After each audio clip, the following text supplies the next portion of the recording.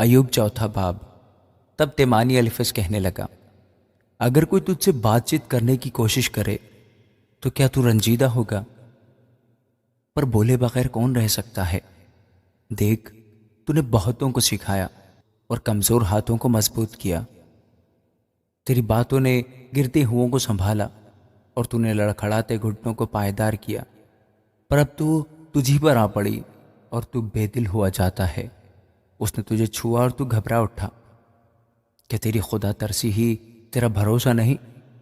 کیا تیری راہوں کی راستی تیری امید نہیں؟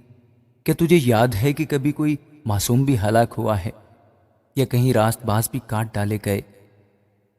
میرے دیکھنے میں تو جو گناہ کو جوتتے اور دکھ بوتے ہیں وہی اس کو کاٹتے ہیں۔ وہ خدا کے دم سے ہلاک ہوتے اور اس کے غضب کے جھونکے سے بھسم ہوتے ہیں۔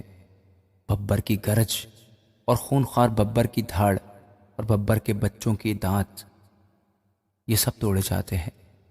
شکار نہ پانے سے بڈھا ببر ہلاک ہوتا اور شیرنی کے بچے تتر بتر ہو جاتے ہیں۔ ایک بات چپکے سے میرے پاس پہنچائی گئی، اس کی بھنک میرے کان میں پڑی۔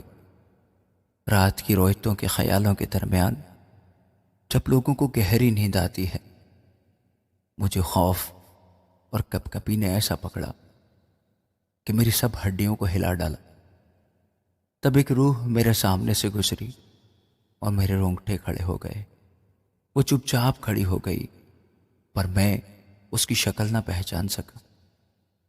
ایک صورت میری آنکھوں کے سامنے تھی اور سناٹا تھا۔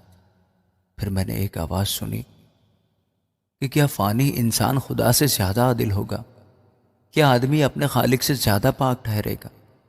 دیکھ، اسے اپنے خادموں کا اعتبار نہیں اور وہ اپنے فرشتوں پر حماقت کو عائد کرتا ہے۔ پھر بھلا اس کی کیا حقیقت ہے جو مٹی کے مکانوں میں رہتے ہیں، جن کی بنیاد خاک میں ہے اور جو پتنگے سے بھی جلدی پس جاتے ہیں؟ وہ صبح سے شام تک ہلاک ہوتے ہیں، وہ ہمیشہ کے لیے فنا ہو جاتے ہیں اور کوئی ان کا خیال بھی نہیں کرتا۔ کیا ان کے ڈیرے کی ڈوری ان کے اندر ہی اندر توڑی نہیں جاتی؟ وہ مرتے ہیں اور یہ بھی بغیر دانائی کے۔ آمین۔